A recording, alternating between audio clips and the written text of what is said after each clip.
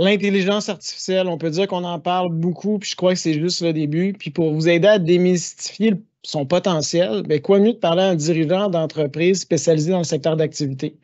J'ai eu le privilège de m'entraîner avec Jean Lavigueur, qui a été le chef des finances pendant plusieurs années pour Coveo. Coveo, c'est une société québécoise inscrite en bourse, qui est un chef de file mondial dans son secteur d'activité. Durant cet entretien-là, mon objectif, c'est vous faire connaître cette belle entreprise québécoise-là.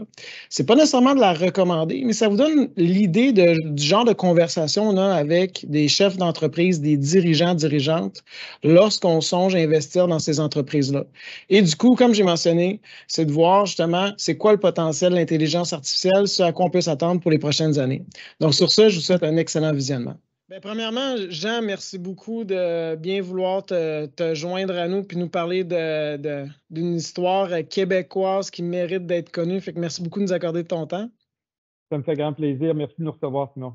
Ben oui, puis pour débuter, là, je pense que ce serait intéressant pour que le monde comprenne l'équipe de direction, son potentiel, son expérience. Peut-être avant de débuter, parler de Coveo, on pourrait peut-être prendre un pas de recul, puis parce que je sais qu'avec tes partenaires, que ce soit Louis Tétu, Guy Gauvin, entre autres, c'est pas votre première expérience. Parle-nous un peu de Taléo, qui était votre aventure précédente. Absolument, Simon, avec plaisir. Alors, Guy Gauvin, Louis Tétu et moi, on a fondé une entreprise, encore une fois, c'est au Québec, qui s'appelait Taléo. Taléo, essentiellement, on fait de la gestion du recrutement. Alors, si vous avez appliqué pour une position sur le site web de Desjardins, sur le site web de Hewlett-Packard, alors vous avez utilisé l'application Coveo, Taléo, pardon, sans le savoir. Et on a évidemment, encore une fois, participé cette entreprise-là en l'an 2000. Ça a été vraiment un succès très rapide. En 2005, on a amené l'entreprise sur le Nasdaq public pour que tout le monde puisse finalement détenir des actions de la compagnie. Louis était le CEO, Guy était le COO, j'étais le CFO.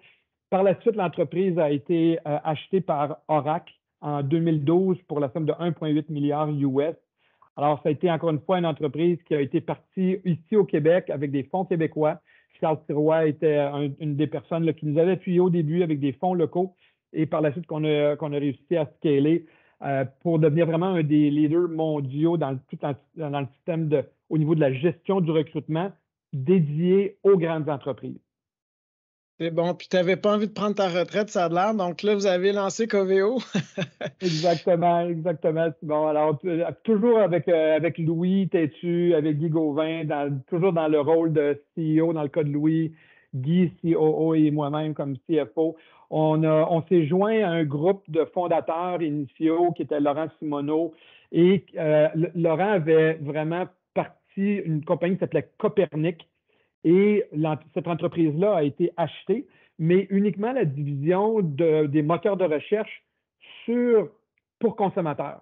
Alors, pensons à Google. Alors, cette entreprise-là a été vendue, puis la division pour entreprise, moteur de recherche pour entreprise, elle a fait l'objet d'un spin-off, comme on dit, et c'est là que Louis, Guy et moi se sont joints.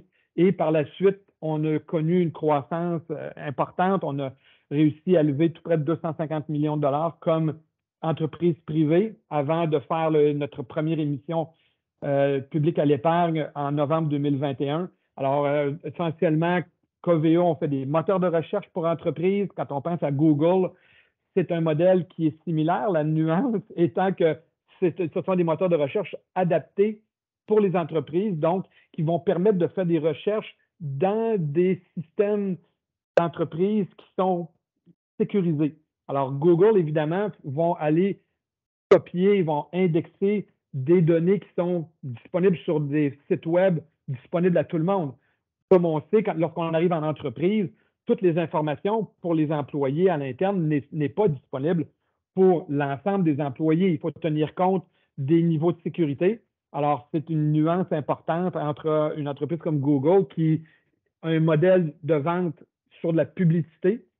Dans notre cas, nous, nos clients nous embauchent, nous licencient notre technologie pour pouvoir l'ajouter sur leur site web dans un modèle de vente comme on peut voir de commerce électronique. Alors, lorsque vous achetez un ordinateur sur Dell.com ou Dell.ca, Le moteur de recherche, c'est celui de Coveo, qui vous permet de trouver l'ordinateur qui convient à vos besoins, tout le raffinement des moteurs de recherche, tous les moteurs de recommandation. Les gens qui ont acheté un ordinateur ont aussi acheté une imprimante. Alors, ces recommandations-là, c'est aussi la technologie de Coveo. Et ça, c'est fait avec de l'intelligence artificielle. Dans le sens que pour nous, toutes les données clients, on met comme de la peinture en dessous de vos pieds. Quand vous allez sur les sites web de nos clients, on regarde tout le cheminement que vous avez pris et lorsque vous retournez, on essaie de trouver toujours le chemin qui est le plus direct pour vous permettre d'acheter un ordinateur ou de trouver des services. Alors, c'est cette intelligence artificielle-là qui rend évidemment nos services beaucoup plus efficaces et beaucoup plus, entre guillemets, pour nos clients, qui permet de maximiser le retour sur investissement avec un achat comme celui des logiciels de Coveo. Oui, comme un exemple que Louis Tétu m'avait déjà partagé, c'est exemple quelqu'un veut acheter une canne à pêche sur un site comme Bass Pro Shop, mais il y a une capacité quand même, selon ses habitudes antérieures, tu vois que la personne a une capacité de consommation, ben, on ne va pas lui proposer une canne à pêche à 100 $. Peut-être on va lui proposer de quoi plus dispendieux, ce qui fait que le rendement sur investissement est optimisé pour le détaillant comme Bass Pro Shop. Exactement, Simon. Si on regarde nos clients avant Coveo, typiquement, c'est que la personne qui est responsable de la ligne de produits, je vais toujours garder mon exemple de Dell. Alors, la personne qui est responsable des produits Dell pour les gamers, eux allaient voir les gens qui s'occupaient du site web de Dell, puis là, eux, ils leur disaient quand il y a certains mots-clés qui arrivent, il faut que tu mettes dans les résultats de recherche, mais évidemment, ce produit-là en premier, c'est mon nouveau produit que je viens de faire. Alors, ça, c'était la vie avant Coveo. La vie après Coveo, maintenant, nous, on regarde ce que les gens recherchent, on met de la peinture en dessous de leurs pieds, on regarde ceux qui achètent, ceux qui n'achètent pas, puis là, c'est plus en fonction de qui est proche ou qui est chumé avec la personne qui est en charge du site web de Dell. C'est basé sur du data objectif de ce qui convertit le plus en ce moment sur le site de Dell. Ce sont ces produits-là, puis on va faire la promotion qui vont être premier, deuxième ou troisième. C'est toujours basé sur des données clients qui ont été capturées et qui ont donné le résultat escompté. Le client a acheté l'ordinateur. Alors, une fois qu'on a capturé cette information-là, on peut répéter ça pour des millions, des milliards d'utilisateurs sur notre plateforme. Et c'est ce qui rend donc notre plateforme beaucoup, beaucoup plus objective, data-driven, comme on dit en français, par rapport à avant, où est-ce qu'on avait des règles, où est-ce que si j'ai ce mot-clé-là, monte cet ordinateur-là, puis tout ça, tous les mois, devait être reprogrammé. Alors maintenant, nous, tous ces programmeurs-là, ils font d'autres choses. Maintenant, on développe, nous, les algorithmes, trouvent eux-mêmes les règles qui déterminent les meilleurs produits se vendent à cette journée-là, à cette heure-là, et pour l'utilisateur qui est basé aux États-Unis, au Canada ou à Londres. Puis, vous avez vraiment vos clients, c'est vraiment des entreprises de grande envergure. Est-ce que vous pouvez avoir une compétition à même ces entreprises-là qui décideraient d'investir elles-mêmes en recherche et développement avec des scientifiques de données pour justement garder tout à l'interne? Parce qu'il y a une notion qui est importante. Vous avez accès à tellement d'informations à l'interne, comme vous parlez, que ce soit pour les employés, pour le consommateur, que peut-être par sécurité, certaines sociétés voudraient éventuellement développer leur propre technologie à l'interne. C'est quoi votre réponse devant cette objection-là? Absolument. Il y a toujours la possibilité pour nos clients, tu as absolument raison. Nous, on se focus sur les entreprises de grande taille. Typiquement, les entreprises de grande taille ont des catalogues de produits élaborés.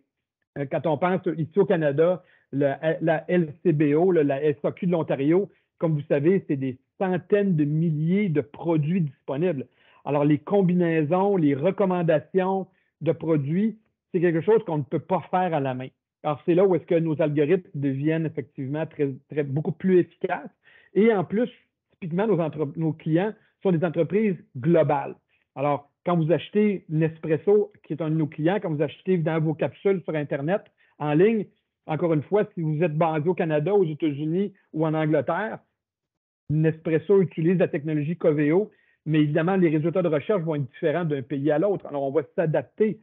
Alors, encore une fois, nos clients veulent avoir une seule technologie de moteur de recherche, mais s'adaptent à des environnements, des géographies différentes ou des modèles d'affaires, B2C, B2B. Hein, la LCBO, il y a des restaurants qui commandent la LCBO, ils utilisent Coveo.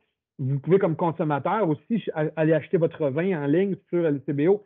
C'est deux, évidemment, modèles d'affaires différents. Les restaurateurs ont un escompte. Tous les restaurateurs n'ont pas le même escompte. Il faut gérer toutes ces complexités-là.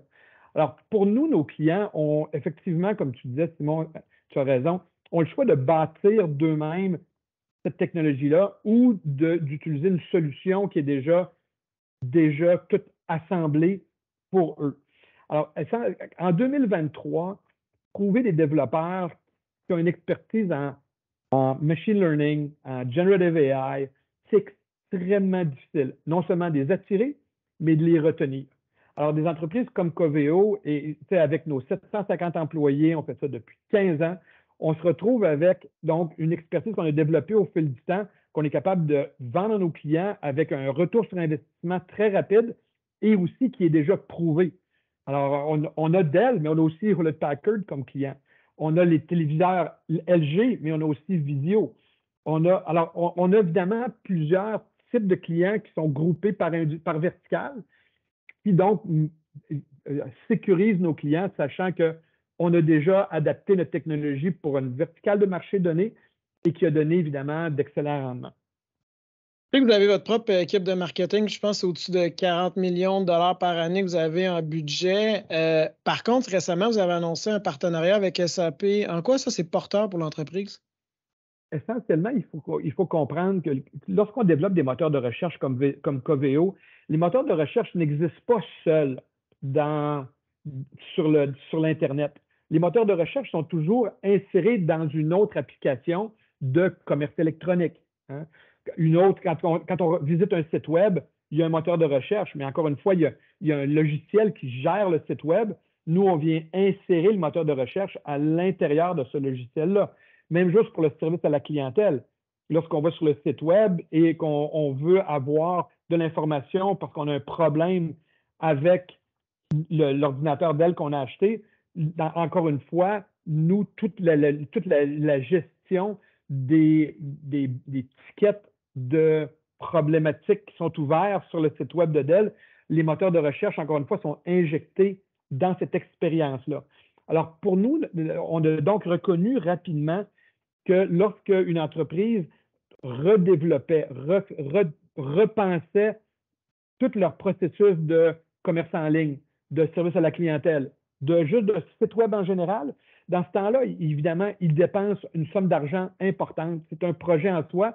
Et là, on vient donc, nous, ajouter nos technologies à l'intérieur de ces grands projets-là. Alors, essentiellement, on a développé 3 grands partenariats. Celui avec les sites web, Adobe est notre principal partenaire. Alors, Adobe, leader mondial pour des sites web un peu plus complexes. Bell Canada est un bon exemple de nos clients qui utilisent Adobe, qui utilisent aussi Coveo. Quand on pense aussi au niveau du service à la clientèle, Salesforce a aussi un logiciel de gestion des tickets de problèmes qui sont soumis en ligne. Alors, encore une fois, Coveo s'insère dans ces projets-là. Puis, le troisième et le plus excitant, Simon, tu as raison, c'est SAP. Alors, SAP a une division qui, essentiellement, a une plateforme de commerce électronique dans laquelle Coveo vient s'insérer. Alors, quand on pense à du commerce électronique, qu'est-ce qu'on fait? La première chose qu'on arrive sur un site web de commerce électronique, qu'est-ce qu'on fait? On cherche. Alors, nous, c'est le grand avantage que nous avons avec nos technologies. On collecte énormément de données et pour développer des applications d'intelligence artificielle, il faut avoir beaucoup de données utilisateurs pour par la suite appliquer nos algorithmes pour justement prendre des décisions intelligentes sur le plus grand éventail de données possibles. Alors, SAP est un des plus grands joueurs dans le domaine du commerce électronique. Je vous parlais de Nespresso tantôt. Nespresso est un client de SAP. Ce partenariat-là a fait en sorte qu'ils nous ont introduits à Nespresso et aujourd'hui, Nespresso aux États-Unis, au Canada, en Angleterre et bientôt dans plus de 30 pays vont utiliser SAP pour le commerce électronique et Coveo pour les moteurs de recherche dans ce processus-là de logiciel, si on veut, là, qui est du partenariat SAP et Coveo. Justement, en lien avec SAP, ils travaillent sur des grands projets où les responsables des TI vont investir massivement, puis c'est là que vous avez une voix. Mais là, avec ce qui se passe avec tout le LLM, ChatGPT, tout le monde parle d'intelligence artificielle générative. Probablement, vous avez beaucoup de pas nécessairement des compétiteurs, mais beaucoup de solutions diverses qui vont lever leurs mains et vont dire, ben, tant qu'à investir, investis donc en intelligence artificielle générative, puis on a la solution. Comment vous pensez que votre voix va se faire entendre à travers tout ça? Puis sûrement que justement, les CIO ont beaucoup d'appétit pour justement au moins entendre parler de qu'est-ce qui est disponible pour une entreprise qui veut ajouter dans son plan d'affaires en termes de commerce en ligne de l'intelligence artificielle générative. Simon, en ce moment, tu touches le sujet de l'heure. Moi, ça fait 17 ans que je suis chez Coveo. On n'a jamais vu autant de demandes venir vers nous. Ça fait 30 ans que je suis dans le domaine du logiciel avec Louis, avec Guy, on en a parlé aussi. C'est vraiment le iPhone moment en ce moment qui est en train de se passer devant nos yeux. Quand on pense en ce moment au niveau de l'adoption de l'intelligence artificielle générative, c'est une adoption qu'on n'a jamais vue dans le marché, dans l'histoire du domaine du logiciel, plus rapide que Facebook, TikTok, etc. C'est vraiment une adoption, ça fascine les gens d'être capable de converser avec un logiciel. D'accord? Alors, où est-ce que Coveo se positionne? Il faut comprendre qu'il y a 4 niveaux dans le domaine de l'intelligence artificielle. Le premier, c'est celui en ce moment qui, comme vous savez, là, est le plus hot, c'est NVIDIA.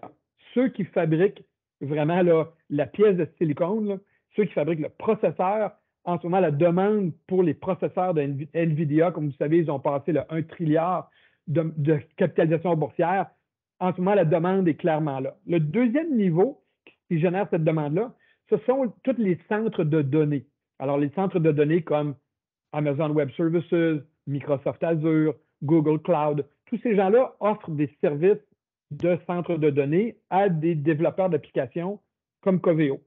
D'accord? Cependant, alors, il arrive maintenant le fameux ChatGPT, Google Bard. Alors ça, c'est comme le troisième niveau qui, eux, fournissent des Large Language Models. Les Large Language Models, essentiellement, ce qu'ils nous permettent de faire, c'est de pouvoir fournir, au lieu de fournir, Google nous a habitués pendant des années, ils nous fournissent le top 10 des résultats de recherche. Hein? C'est en bleu, top 10, 1 à 10 en fonction de ce que Google pense qui vont être les résultats du plus populaire au moins populaire. La révolution qui se passe en ce moment, c'est que ce ne sera plus ça. On va plutôt avoir une conversation où est-ce qu'on va vous résumer les différents résultats de recherche vont être faits sous forme d'un paragraphe, d'une explication avec lequel vous allez pouvoir converser. C'est là où est-ce que Coveo arrive. Coveo arrive, se met par-dessus ChatGPT. Alors nous, on utilise ChatGPT, Google Bard, ce sont des logiciels qu'on utilise pour pouvoir non plus juste donner des résultats de recherche où est-ce qu'on donne des liens de 1 à 10, ça va être. On va donner maintenant des réponses, où est-ce qu'on va donner des étapes, suivez les étapes 1 à 5 pour résoudre votre problème. Vous voulez justement aller à la pêche, vous voulez aller à la pêche dans l'Ungava, puis vous voulez avoir tel type de poisson. Pendant une certaine période de l'année, on va vous recommander différents types de canne à pêche, de lignes, d'hameçons. Tout ça va être adapté, vous allez pouvoir converser avec les résultats en question. Alors ça, c'est la nuance Coveo, c'est qu'on va le faire en fonction d'un échantillon de données qui est propre à l'entreprise. Ce que je veux dire par là, c'est que donc, pour continuer mon exemple de Bass Pro Shop, les données de Bass Pro Shop sont uniquement disponibles sur leur site web. Certaines sont disponibles à tout le monde, d'autres sont uniquement disponibles à l'interne. Alors, la différence Coveo, qui va venir s'installer par-dessus ChatGPT, c'est de pouvoir vraiment de pouvoir combiner les informations qui sont à la fois disponibles sur le web avec des données d'entreprise qui sont souvent sécurisées pour fournir la meilleure expérience de recherche pour les utilisateurs. Parce que, comme on sait, des fois, une expérience utilisateur commence de façon anonyme, mais par la suite, on procède à un achat, on s'authentifie, puis là, évidemment, il faut avoir une expérience de recherche qui est sécurisée, qui est privée. Et c'est là où est-ce que Coveo se distingue d'un ChatGPT qui, eux, donne des données, évidemment, c'est uniquement une expérience sur des données publiques.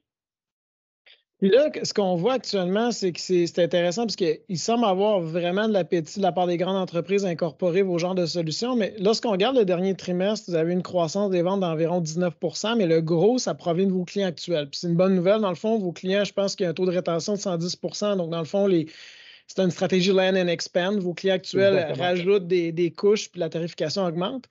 Par contre, les gens qui vous posent des questions, qui sont peut-être des clients cibles, actuellement, est-ce que tu as l'espoir que ça se convertisse en vente ou qu'est-ce qui empêche d'avoir cette conversion-là, par exemple, au dernier trimestre, c'est des facteurs macroéconomiques ou c'est vraiment que les acheteurs sont en mode un peu d'éducation?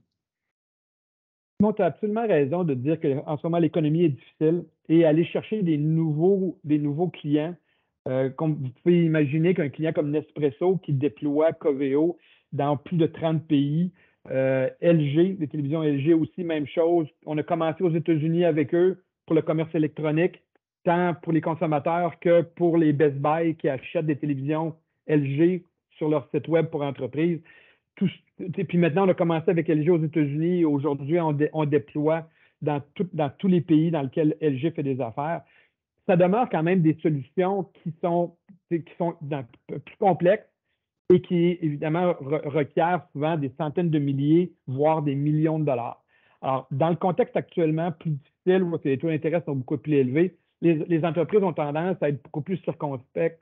Ils ont tendance à commencer plus petits et par la suite de grossir graduellement une fois que le retour sur investissement est éprouvé. Ceci étant dit, on a fait des annonces récentes par rapport au partenariat avec SAP dans le commerce électronique, comme tu l'as mentionné, Simon. On a aussi mentionné récemment notre nouveau produit, justement, d'intelligence artificielle générative, ce sont deux annonces très récentes. En ce moment, ce sont des partenaires qui vont prendre un certain temps à se développer. On va évidemment continuer au niveau du marché à vous tenir informé de la progression. On est très excités par ces deux partenariats-là, mais ce sont quand même des deux partenariats qui sont des nouvelles technologies qui sont relativement récentes. On va annoncer très bientôt quel va être le prix pour de l'intelligence artificielle générative. Ce qu'on a dit peu, Simon, c'est que c'est très coûteux. Ce n'est pas le même prix que pour faire une recherche standard et une recherche avec de l'intelligence artificielle générative, c'est 100 fois plus cher. Alors, il faut comprendre que nos clients ne sont pas prêts à débourser 100 fois plus que ce qu'ils nous payent en ce moment pour avoir de l'intelligence artificielle pour tous les use cases qu'ils nous utilisent, que ce soit pour des sites web, du commerce électronique, du service à la clientèle ou à l'interne sur des intranets. À tous ces endroits-là, ils ont des moteurs de recherche, mais ils vont pouvoir y aller avec circonspection pour dire, OK, seulement ceux-ci, je suis prêt à payer plus cher Coveo parce que je veux avoir un retour sur investissement, parce que les clients vont acheter plus, parce qu'ils ont réussi à converser avec Coveo et le résultat de recherche me plaît, donc j'ai aimé mon expérience, je vais acheter plus. Il faut faire cette adéquation-là. Alors, on est en train de travailler avec ces clients-là. On a annoncé qu'on a une vingtaine de nos clients existants, les plus grands clients, les Dell, les Salesforce, Intel, etc., qui sont en partenariat avec nous pour développer la solution d'intelligence générative. Et évidemment, il va falloir avec eux établir quel prix ils sont prêts à payer, faire le rollout. Tout ça va prendre quand même quelques trimestres et il faudra donc être patient au fur et à mesure qu'on développe ce partenariat-là avec SAP et l'intelligence artificielle générative.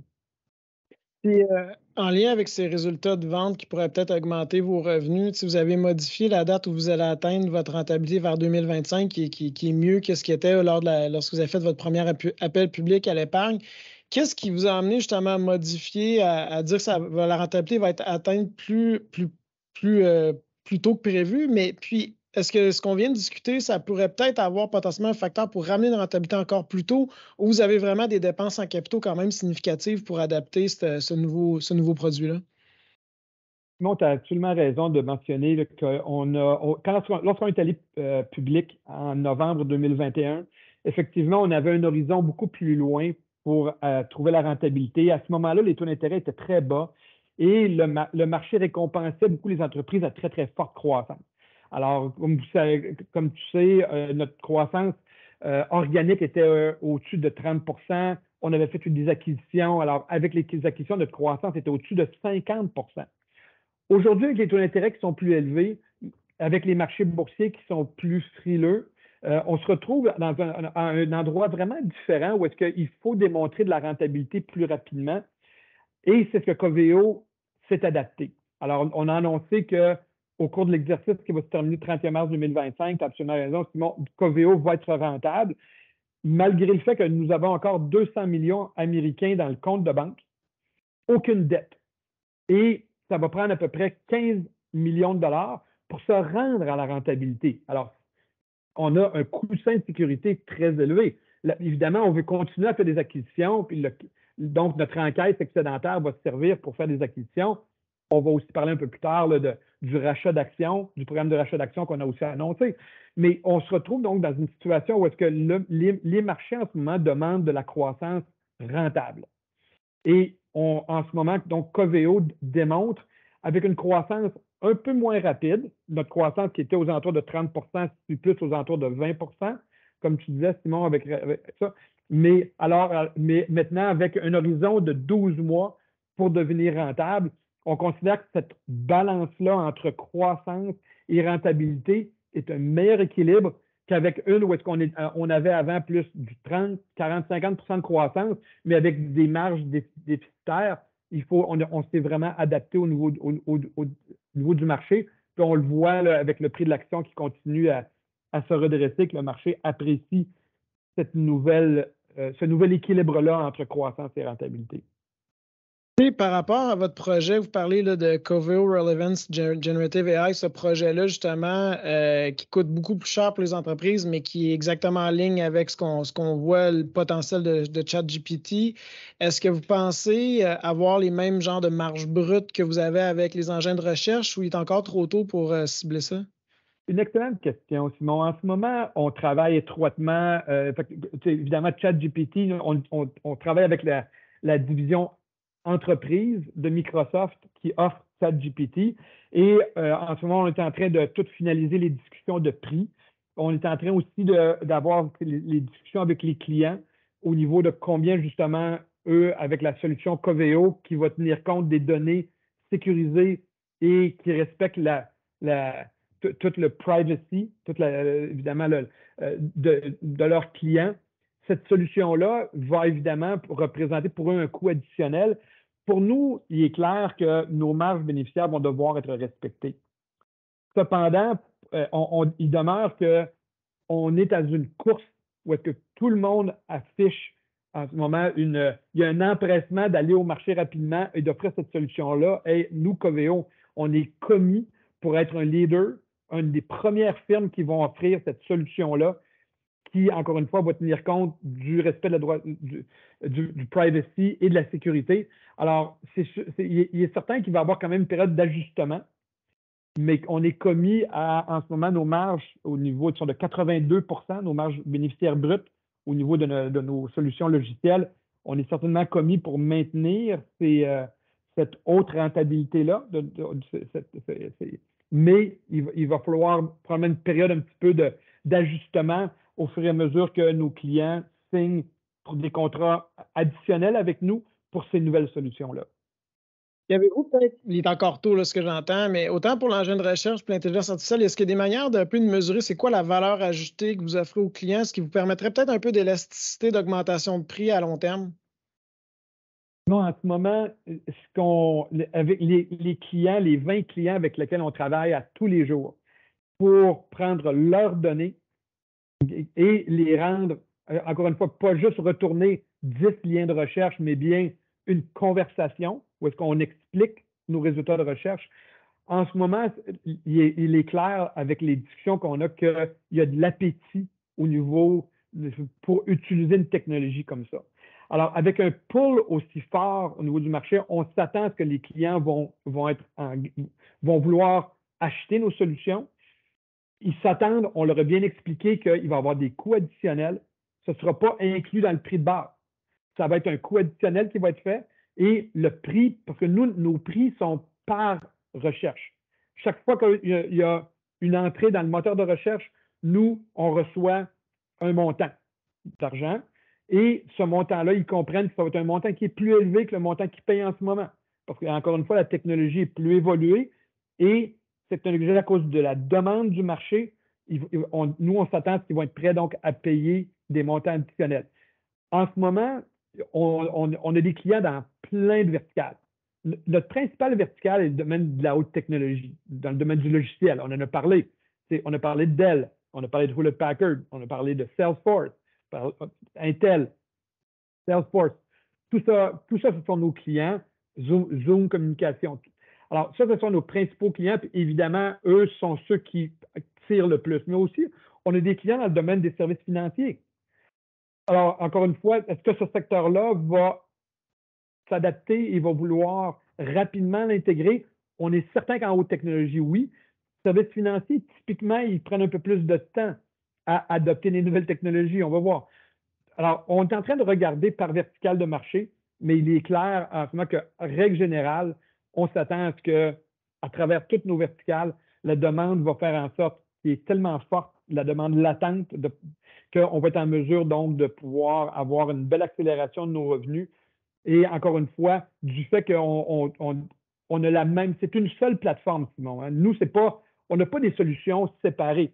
C'est une seule plateforme logicielle qui est adaptée pour le commerce électronique, le service à la clientèle, les sites web, les intranets.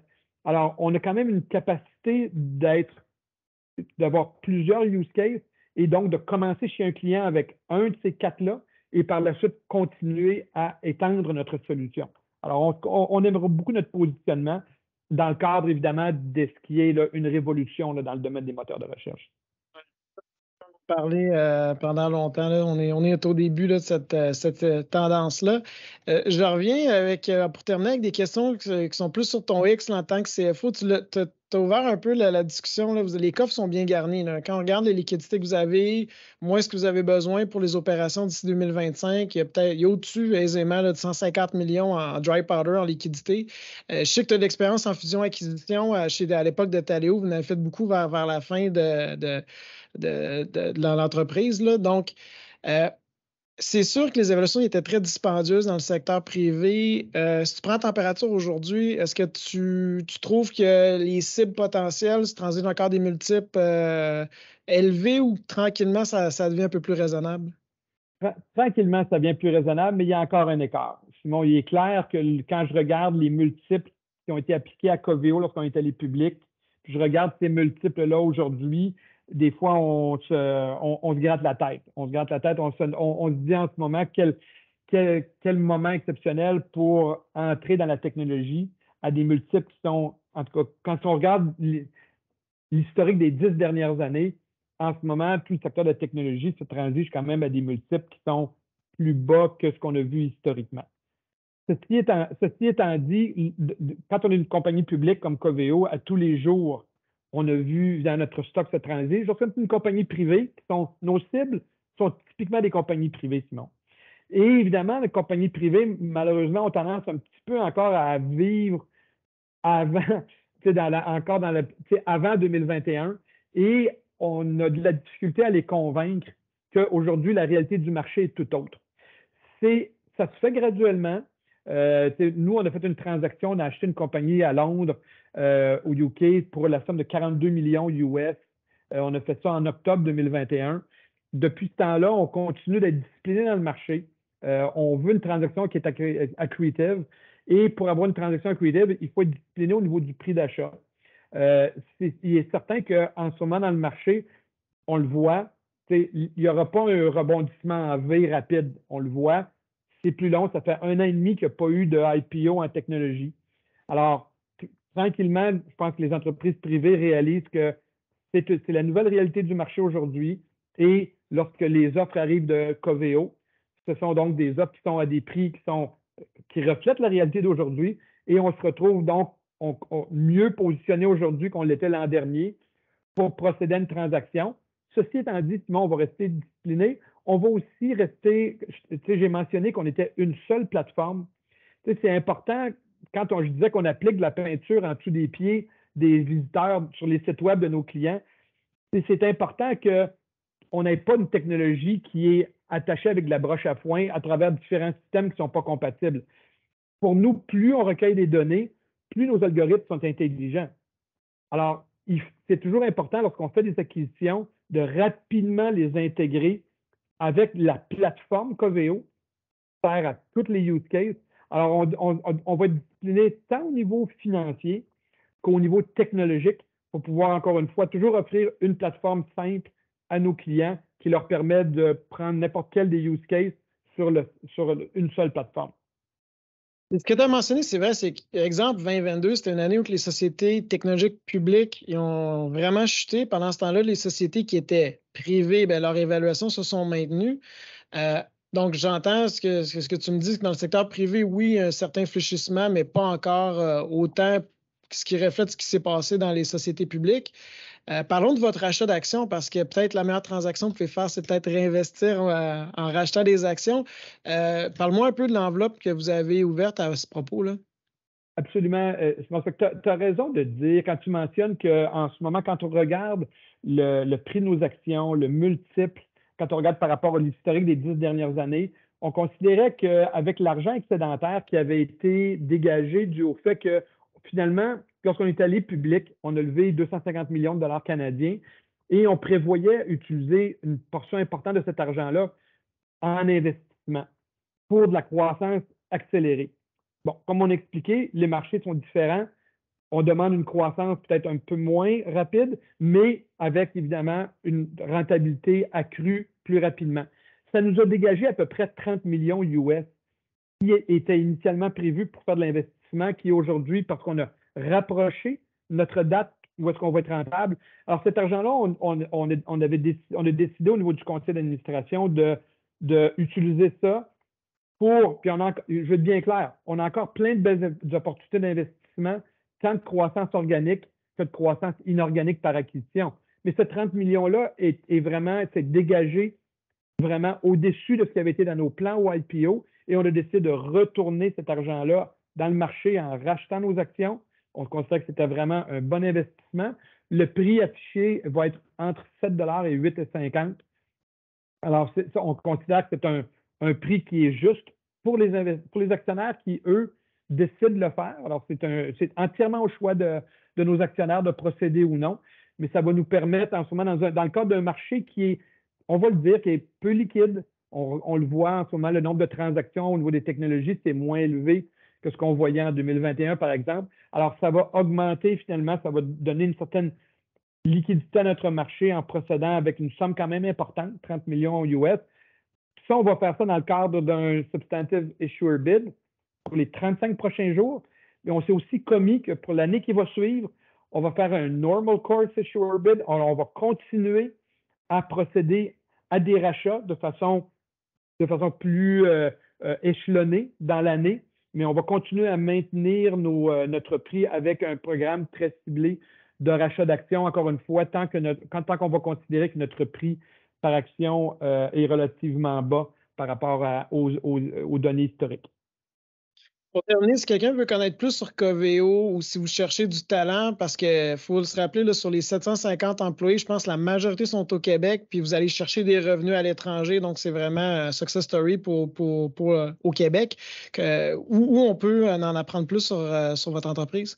Absolument, Simon. Tu as absolument raison. Sur les 750 employés, on en a 550 au Québec qui sont principalement à recherche et développement, soutien à la clientèle. Toute mon équipe d'administration est basée à Montréal et à Québec. Alors c'est vraiment, on parle vraiment d'un succès québécois, mais encore une fois, quand on regarde notre chiffre d'affaires, plus de 95 % de nos revenus sont à l'extérieur du Québec. Alors, définitivement qu'on est un exportateur chez Coveo et le marché américain est de loin notre plus gros marché. Tout près de 80 % de nos revenus sont générés aux États-Unis. La balance est surtout en Europe. Alors, si vous voulez en savoir plus, www.coveo.com est l'endroit de prédilection. On a une section carrière en ce moment. Contrairement à bien des entreprises de technologie qui avaient des modèles d'affaires qui ont plus de difficultés à passer à travers le ralentissement économique, Coveo n'a pas procédé à aucune mise à pied. Au contraire, vous allez voir, on continue à faire des embauches. Vous allez voir, entre autres, des développeurs dans le domaine de l'intelligence artificielle, dans les large language models. On est à la recherche de ce type de développeurs-là. On continue à faire des embauches en vente et marketing de façon très ciblée, mais on continue. On a un modèle d'affaires, Simon, qui est vraiment unique, dans le sens que nos clients, typiquement, restent avec nous selon des très longues périodes de temps, typiquement plus de 10 ans. Et ce sont des contrats qui sont typiquement le terme moyen est aux alentours de 3 ans. Et les clients se commettent pendant toute la durée du 3 ans à acheter de nos solutions logicielles pour un revenu minimum. Alors, même s'ils utilisent moins l'application, le revenu minimum s'applique. Alors, ça fait évidemment une période où est-ce que même en ralentissement économique, on continue à avoir ces revenus récurrents-là qui sont stables auprès de grandes entreprises, donc qui passent mieux la pandémie et évidemment le ralentissement économique actuel. Alors, on se retrouve donc avec un modèle très prévisible. On se retrouve donc, est-ce qu'il y a un ralentissement de la croissance? Absolument, mais on est quand même en croissance et en croissance rentable avec, évidemment, le 31 mars 2025 qui va être notre premier exercice rentable. Alors, définitivement que je vous encourage à aller sur notre site web pour en savoir plus sur nos solutions et on a une section pour la relation avec les investisseurs. Nos filings sont disponibles. Il y a différentes présentations PowerPoint qui sont aussi disponibles pour vos clients, Simon. Bien, merci beaucoup, Jean, pour ton temps. C'est un entretien que j'ai fort apprécié.